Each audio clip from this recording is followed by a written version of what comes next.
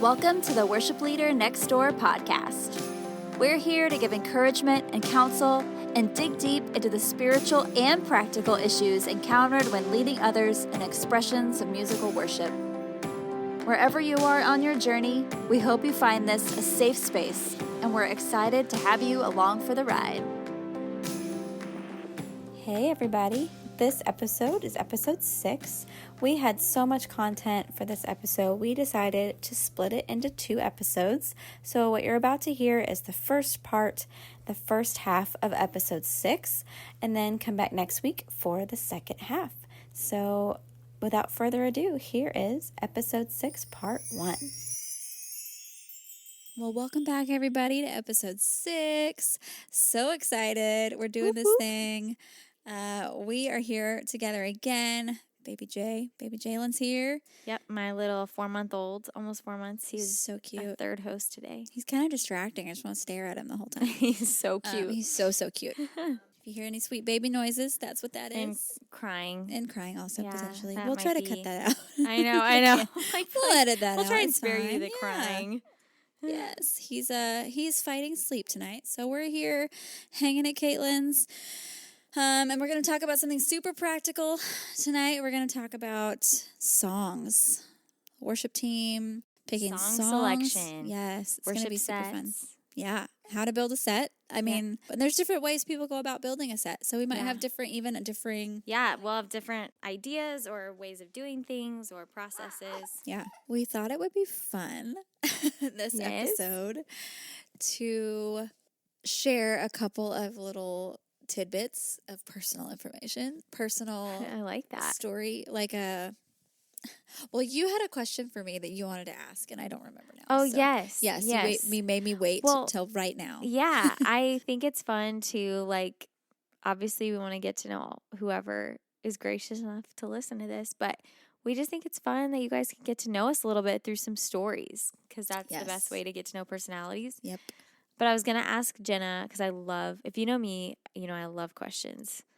So I was going to ask, what celebrity would you want to interview, and what celebrity would you want to spend the day with? Ooh, oh man. It's hard. So hard to interview. Oh, wow. I feel like I'd like to interview someone who interviews people. Is that weird? Oh, that's because so I would be fun. Like, oh, well, tell me about this person. I would be like getting 17 different interviews. Like Jimmy Fallon being oh my gosh. that would immediate, be, yes, Jimmy Fallon. That would be fun because interview. I would get to hear him talk about his interactions with other people. That's such a good because idea. He interacts with so many different people on a daily basis. Like, okay, what's this person like? What's this person like? I don't know. It could be fun. That would be so fun. Yeah. And to spend the day with a celebrity, man. My first thought, honestly, which is super weird, was Justin Timberlake. I don't know why. He's so likable as a person. He is. I'm not of course I wanted to marry him when I was 15. Yes. But he's married now, which is great. Love that for Shout out them. to Jessica. JB, man. They're so cute. They're adorable. So great. But yeah, I don't know why he came to mind, but no, I think any cute, famous boy. Okay, I'm thinking I love it. It What would y'all want to do? What would you want to do? I don't know. A long walk on the beach. That's a fun one. I feel like I want to go shopping with Jake Gyllenhaal. I don't know why. So fun. I just feel like he would be a fun shopping buddy. It's a good experience. Yeah. To get to know somebody. And he has a lot of money, so maybe he would buy me something expensive. Dude, that would be amazing. Jake, I've really been longing for this Cartier watch. What do you think? Yeah, Should I buy it? Think? Is it too much? Is it too much? Treat yourself. Yeah. I don't know. So fun. I'm just saying the things that are coming to the top of my mind. No, right that's now. what you need to do. Yeah. So there you go. Shopping with Jake Gyllenhaal. Bucket list item right there. Memoir. It's so hard for me to decide because I love knowing people's stories. So I want to interview everybody. I think my pipe dream is to have a talk show where I just interview. Dream come true. Anybody and everybody. Yeah. I feel like the celebrity of who I'd want to interview is different than the person I actually just want to hang out with.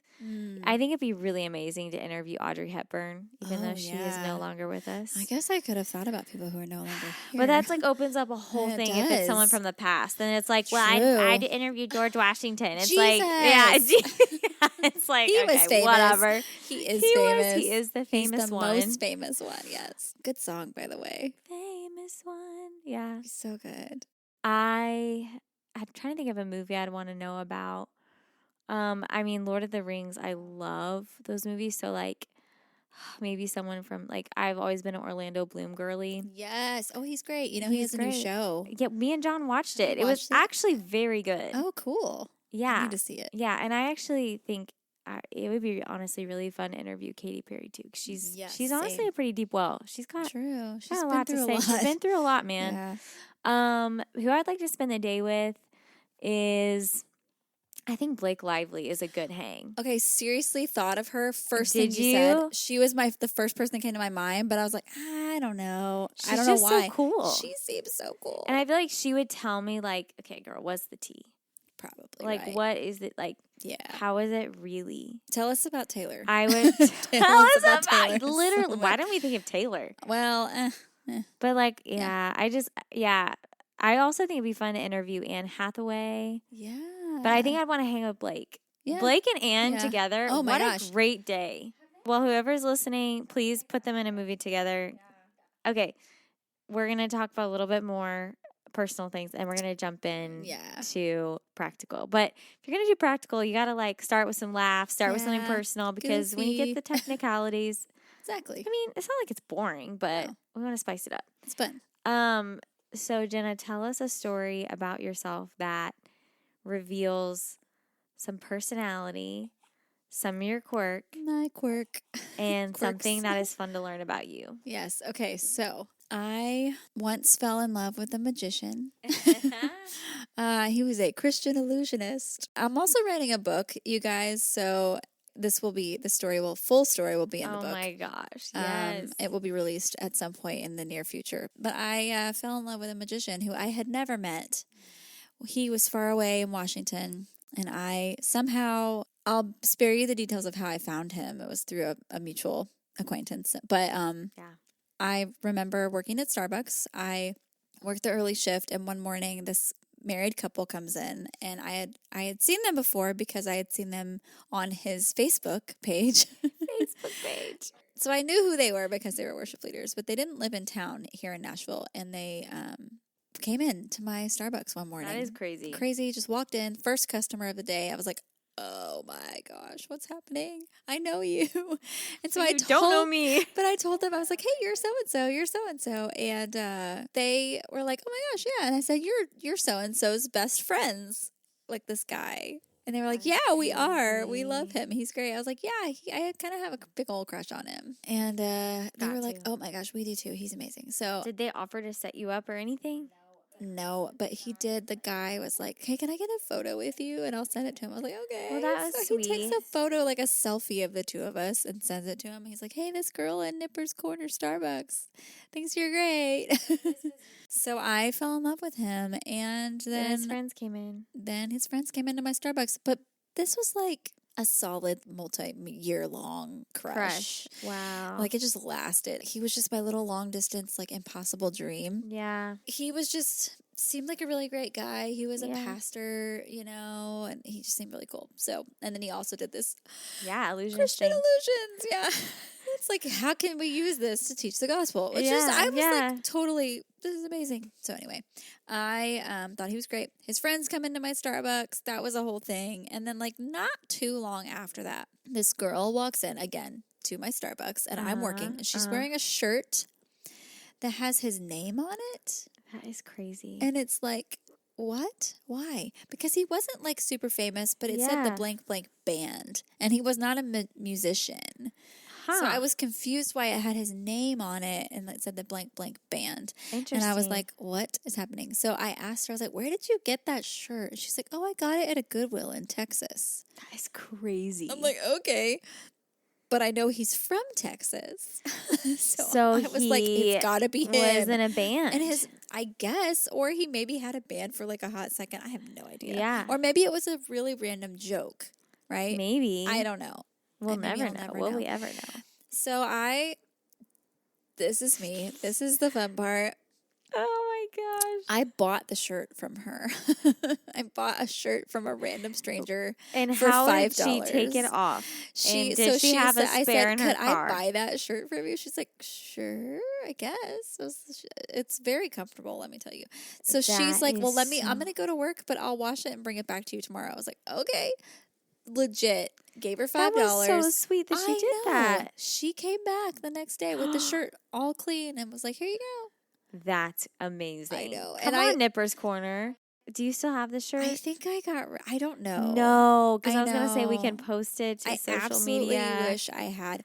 If you do a deep dive, I mean a very, very deep dive back to like 2012, maybe 2011, you might see a picture of it on my Facebook page because I posted a picture of it and I tagged him in the photo. And I was like, hey, found this shirt.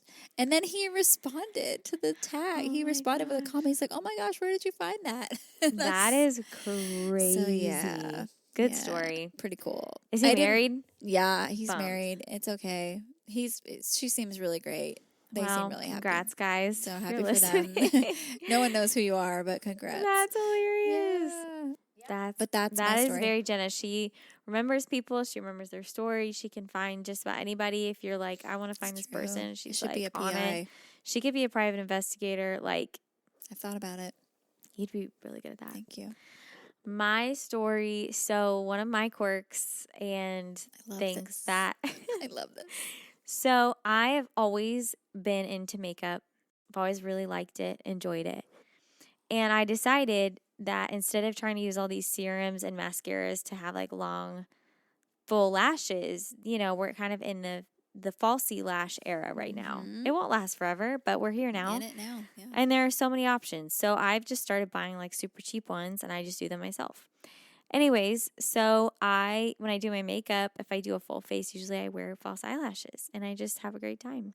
And my husband and I, we took our boys to Florida this past week, and my mother-in-law lives there, and one of my sister-in-laws still is there. She's like super fun, always down for anything. So we decided to rent jet skis one morning and go out, and we took Zayden on a toddler version of a jet ski trip. Yeah. And as we were like putting on our life jackets, all the things, she goes so kindly. And mind you, my sister-in-law I married into like the most athletic family imaginable. If they wanted to go into the Olympics, they probably could. Just sweep everything. Yeah, like they are these, and they're like natural beauty babes. Like true. Athletic, and here I am, artsy, love my false lashes. It's a good time, and I've just had to learn, like, hey, I'm going to do me, and I love that y'all are athletic and natural, and it's great. So anyways, and they love me for me, and I appreciate that. Yeah. But so here I am out here doing something athletic, kind of. I mean, jet skiing's kind of like athletic, whatever. Adventurous.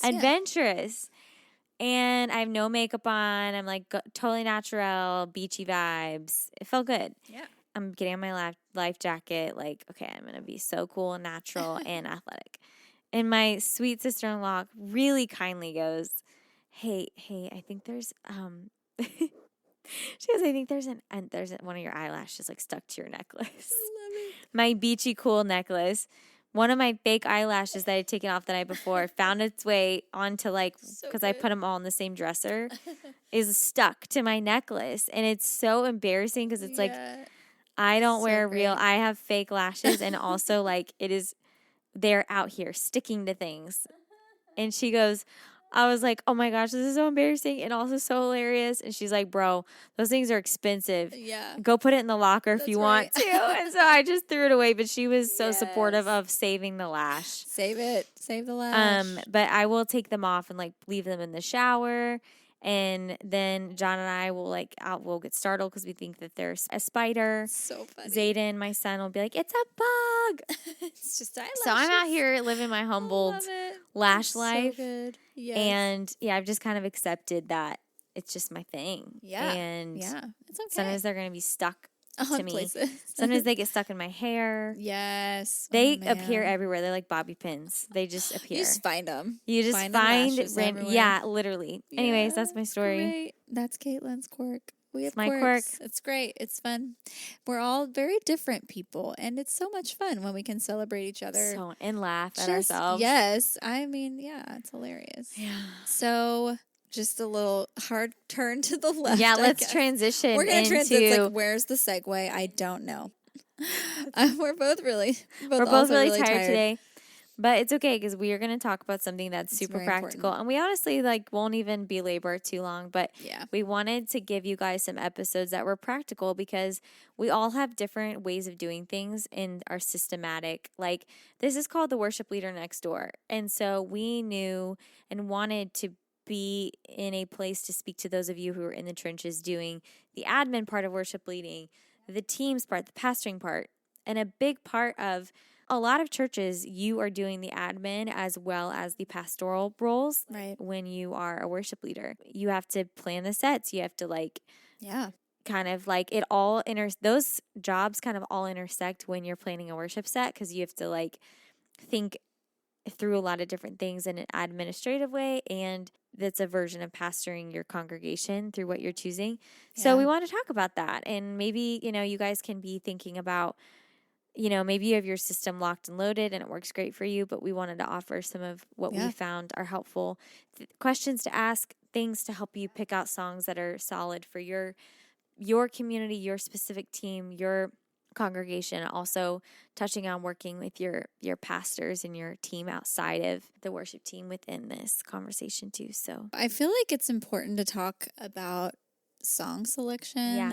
Why we pick certain songs, why we might not pick certain songs. So my first question kind of to pose is the song singable congregationally? Do we lean towards songs that are easy to sing? Or do we, how complicated do we want to be with lyrical content? And because you look at hymns back in the day and there's some stuff in there that's that's hard to sing. Right. Or a little confusing, the cadence of the rhythm of the song, how it flows. It's just different. Right. But now with modern worship music, I feel like it's just a lot of it is pretty simple. Mm. So do we stay away from hymns just because they're more complex? Yeah. Because I think we would really be missing out if we did that. Yeah. On some really deep theological truths that are really great to sing and necessary. Which is another topic I think we want to touch on is, I'm just kind of giving us a rundown of the episode, but talk through theology. What we're singing, it really matters. The words we're singing and saying as we lead are really important because we're helping people form their theology or teaching. So in a sense, I think with what we sing and what we're encouraging other people to sing with us, So how do you feel about complex, either lyrically or melodically? Yeah, it's a really good question. I think with choosing songs, you have to really know your people, and you really have to, I think, be in alignment with your teaching team, your pastoral team, because it all needs to feel congruent. So I think as far as complexities melodically, I think key, on a practical level, the key you sing it in is a really important piece to Good. If you do something in the rafters super high, it's your Who's average person who's not a singer might not be able to hit those notes. It might be harder for them to engage. Yeah. I also think there are ways to simplify hymns. You can simplify the chords. You don't have to do every movement. You can really trim the fat off of how much you're moving from chord to chord. Yeah. So I think that's helped a lot. By key, and then how busy are you making? Make your own arrangement. Right. Simplify it. You have to know your team. You have to know your skill level on your team. And so there are really, really great ways to simplify a hymn. You can even change the time signature some if you want. It's we do a version of at Journey. One of my favorite versions of Be Thou My Vision that we do is someone, a previous worship leader wrote a chart that the whole first stanza, you just sit on the chord of D. And it's ambient, gentle. Nice. Yeah. You're almost like a cappella. You just have a music bed underneath, and then you start getting a little busier with the chords. And then she put it in a really, really singable key. That's great. And she put it right after the message, or I typically would put it right after the message where people might be having a more reflective time. Right. Maybe they won't be singing as much. Maybe like, so I think it's placement of where you put the song too. Like, is this a song that you want everyone to sing with you, or is this something you want to sing over your people? That's and good be too. That's a good intentional thought. about what your expectations are for what you want the leadership of that moment to look like. Yeah. I've noticed that some songs, like in some churches that I've been in or led with the team there, it was like they would play a song at the end of a message, kind of to, like you said, singing over people instead of having everybody stand and sing together. Yeah. It was kind of more of a reflective moment. So I feel like there are spaces for that potentially to sing something over the people. And those can tend to maybe be a little more lyrically complex, maybe like a little different, like maybe it's not a corporate, like wouldn't be considered a corporate worship song even. Like it's more of a ministerial type of like, hey, I want to sing this to your heart, or I want to sing this over you. It might not be a song everybody has to sing along together. So I've noticed that. I don't feel like there's anything wrong with that. I feel like that can actually be really helpful at times. But I do believe that we are there with the intention to sing together. So obviously you want to sing songs at some point where you're singing together congregationally, which is pretty typical. But yeah, I like that idea of like rearranging hymns and kind of making your own arrangement and modernizing it a little bit. I think that really does help. Although I am sometimes partial to the way those were done. I know. There's some they're so beautiful. Good. Yeah. And if you can pull it off if you're band. And this, I have a question for you, kind of relates to this. Like, what do you do in Ohio, Indiana, Vermont? You might not have at his church, like, you might have one keys player, you might have two keys player, you might have, like, I'm not even that strong of a keys player at all. And I'm a Nashville, like, I live here, you know. Yeah. How can you align the skill level with the genre? Because I know some churches that are like more charismatic might want more gospel. Well, gospel music is extremely difficult to play. Yeah, there can be it can be a train wreck of a situation. Yeah, I mean, true. we hardly ever did anything like that, even at our church, and I'm sure our players could pull some of that off. Yeah, like, how would you recommend worship pastors guiding, kind of like marrying the skill level with the theology, all of that? Yeah, playing songs, even adapting songs to the skill level of your people. Yeah, like if you have musicians who are, I mean, and there might be musicians in a lot of churches that are, they've been playing for a long time. They're not going to be session musicians, you know, they're not going to be touring musicians mostly. So they're going to be people that have played as a hobby, and or they've played, you know, in a band, or they've done that. Like, so I think it's okay and maybe even important to kind of, again, like you kind of said this earlier, know your people, just to know what they can handle. And obviously it's okay to challenge each other. Totally. Challenge them to maybe like, hey, we're going to try a song that might be a little harder for us, but we want to work. But you spend time maybe working on that, maybe more time than you would normally spend, just so you're not a distraction when you're leading it and it turns into a train wreck. Yeah. You don't want it to be a train wreck because you're trying to facilitate a moment for people to engage with God. So you're like gonna spend time, maybe more time, if you do want to tackle a harder song. I would say definitely give yourself more time in rehearsal to really do that. And if you're going to do that, maybe even pair it with songs that you know are super simple. So that everybody knows well. That you're like, okay, we're just going to do this one. There's not as much pressure around it. Exactly. You're not going to do 4 new songs that are hard at the same time. So good. That gives your people, and the people that are leading, the guy playing guitar, the people playing drums, you've got all these different parts moving, playing together. You want them to listen to each other and feel comfortable and trust each other. Yeah. And then also for them individually to know what they're playing well enough to be able to really worship as well. Right. Like you want them to worship while they're playing. Exactly. So and you don't want them freedom. Right. You don't want them sitting there like freaking out over the chord changes. Exactly. And so rehearsals obviously help a lot with that. So I would say, pick a song that you can do and maybe add it in with other songs that are really easy that you already know really well. And then also give yourself plenty of time to rehearse it and really get it nailed down if you want to do it well. Yeah.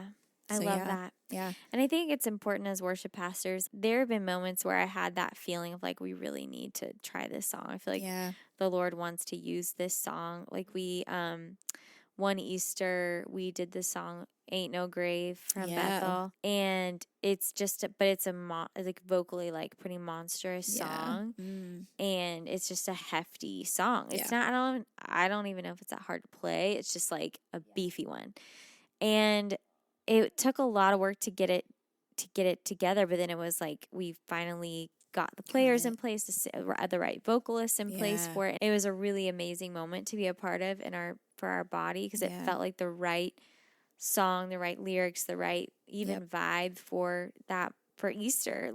Yeah. It felt right for us, and it was awesome, but it took a lot of work. Now, on the flip side of that, I think this is where the wisdom piece, grace for ourselves as worship pastors comes in, collaborating with your pastor of like, sometimes you have to have that honest conversation of like, it would be super cool to be able to play a song like, I've never lost a battle, I know. Like, it's kind of like a not jazzy, but it's a more gospel-y song that I think Elevation does for the most part. And, but like, if you don't have the right like musical backing for that, it is gonna be a big fat distraction. Right. It's gonna be rough. It's not gonna go well. And I think we have to have those honest conversations with ourselves of like, is this really worth the stress? Or like, where are we at? And like, is it worth doing this? Yeah, not every church has to do every song. Exactly. Or shouldn't. I mean, it's really okay. I mean, if you really love a song and you really believe like God's going to use this, they're going to connect with the congregation's really going to connect with this. Like, if you feel led to do the song, and that's what maybe like even talking through like how to put together a set list, because like I always would pray. If I was putting together a list, I mean, it's not like I'm sitting for 3 hours every time, like, Lord, show me what you want to sing. What do you want us to sing? There's a lot of freedom. Yeah. Right. But I would also, most of the time, I'd be like, okay, Lord, like, what do you want your people to sing to you? Like, what do you want us to sing to you right now? I love that. What do we need to sing as a people? Even me, I'm like, okay, what do I need to sing about you right now? And how do I want to communicate with you? Yeah. And then, what are you doing in the hearts of the people that I'm leading? Like, what do they need to sing? Yeah. Because the Holy Spirit knows everybody. He knows what they're going through.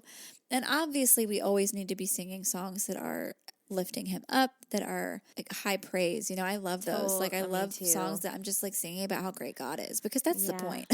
Totally. I feel like there's also kind of been, I don't know if you've noticed this, and I would love to hear your thoughts on this, but in the last probably 6 years, maybe 5 years, there's been this kind of shift. I feel like we're moving away from it a little bit. For a season there, we were singing a lot of songs that were very, I feel like self-focused. Yeah, me. Yeah. How God feels about me and me. Yeah. I mean, I'm like, there's what he did for me. And I'm like, those are great. That's fine. Yeah, they're beautiful. But I feel like we were kind of an overkill on those for a bit. And I was like so tired of it. Yeah. Like, who's the main focus of the song? Right. So what do you think about that? Yeah. Did you feel like you noticed that?